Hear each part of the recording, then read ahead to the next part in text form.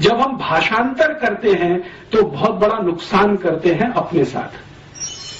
जैसे भारत में हमने भाषांतर कर दिया, रिलीजन माने धर्म कर दिया। अब रिलीजन बिल्कुल अलग है।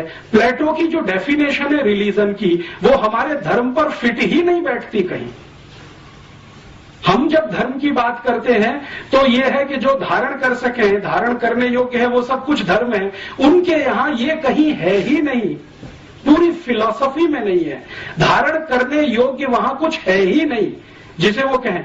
वो रिलीजन को क्या मानते हैं, आपने तिलक ऐसे लगाया, ऐसे लगाया, घंटा ऐसे बजाया, वैसे बजाया, अगरबत्ती लगाई कि मोमबत्ती जलाई, केक काटा के, ये उनके यहाँ सब कुछ रिलीजन में काम आता है कहने के लिए। हमारे यहाँ तो ये रिलीजन से बहुत दूर तक का इसका वास्ता नहीं है।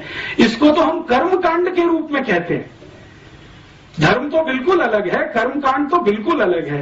हम एक संप्रदाय वाले हैं तो हम एक तरह के कर्मकांड करेंगे, एक दूसरे संप्रदाय वाले दूसरे तरह का कर्मकांड करेंगे। दक्षिण में आप चले जाइए, कई लोग ऐसे हैं जो इस तरह से तिलक लगाते हैं, कई लोग ऐसे हैं जो इस तरह से तिलक लगाते हैं, लेकिन वो रिलीजन का हिस्सा नहीं है हमारे यहाँ, वो हमारे यहाँ कर्मकांड का हिस्सा है। तो उनके यहाँ का रिलीजन हमारे यहाँ का धर्म नहीं है, उनके यहाँ की फैमिली हमारे यहाँ का परिवार नहीं है। हमने क्या किया है, भाषा की सहूलियत के लिए भाषांतर के रूप में इन शब्दों को इस्तेमाल करना शुरू किया है, और उससे बहुत कुछ गलतियां हम करते हैं और वो हमारी उन गलतियों पे हंसते हैं। हम जब फैमिली प्लानिंग की बात करते हैं ना, तो हमारे यहाँ तो फैमिली है नहीं, उसको प्लान क्या करें। उनके यहाँ फैमिली है तो उसको प्लान करना है, हमारे यहाँ तो परिवार है, उनके यहाँ तो परिवार नहीं है, फैमिली है। तो फैमिली प्लानिंग पूरा एक पॉलिसी के रूप में जब इस देश में चले तो हास्यास्पद ही दिखाई देता है। परिवार के बारे में बात करें तो कुछ समझ में आती है। तो कई बार क्या होता है कि शब्द उनके हम ले लें और अपने हिसाब से भाषांतर करके इस्तेमाल करें, होगा तो उनके यहाँ फैमिली है, परिवार नहीं है, हमारे यहाँ परिवार है, उनके यहाँ नहीं है। तो अब दोनों अलग अलग हैं। और मैं जो कहना चाहता हूं, इसमें कोई ऊंचा नीचा की बात नहीं है, वो अलग है, हम अलग हैं। जैसे कई बार ये कहते हैं ना, यूरोप की सभ्यता में, भारत की सभ्यता में बहुत कुछ कॉमन है। ऐसा कुछ भी नहीं है जो कॉमन है।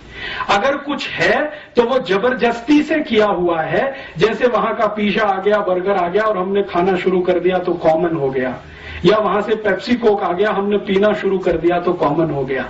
वो सभ्यता का अंग नहीं है, वो नकल किया हुआ एक हिस्सा है। चाउमीन वहां से आ गया, हमने खाना शुरू कर दिया सिवई के स्थान पर, तो वो अंग नहीं बनता सभ्यता का। तो कॉमन है ऐसा कुछ होता नहीं है। किसी भी सिविलाइजेशन में, कोई भी सभ्यता में, दुनिया में आप जाइए, कुछ भी कॉमन नहीं होता है, नहीं तो सभ्यता ही नहीं बनती है। सभ्यताएं बनती ही इसलिए हैं कि वहां कुछ अलग है, यहां कुछ अलग है, और संस्कृति उसका एक छोटा सा हिस्सा होती है। सभ्यता कुछ बड़ी चीज है, संस्कृति उसमें छोटा सा कुछ हिस्सा जैसा है। सभ्यता और संस्कृति का अगर अंतर समझना चाहें तो भारत के हिसाब से, यूरोप में तो ये अंतर भी नहीं है, यहां के हिसाब से मैं एक उदाहरण आपको देता हूं। आपको अगर मैं ये कहूं कि कोई माँ है या बहन है, वो बंगाली तरह से साड़ी पहने हुए है, तो तुरंत आपके दिमाग में कोई पिक्चर घूमता है। बंगाली तरीका क्या है साड़ी पहनने का, कुछ है। फिर इसी तरह से मैं कहता हूं कोई एक माँ है, बहन है, वो आसामी तरीके से कोई साड़ी पहनी हुई है, तो तुरंत आपके दिमाग में एक पिक्चर बनता है कि आसामी तरीका कोई है साड़ी पहनने का। फिर मैं कहता हूं कोई गुजराती तरीके से माँ और बहन साड़ी पहनकर खड़ी हुई है, तो तुरंत आपके दिमाग में कोई एक इमेज आती है, एक तरीका है गुजराती साड़ी पहनने का। फिर वो पंजाबी है।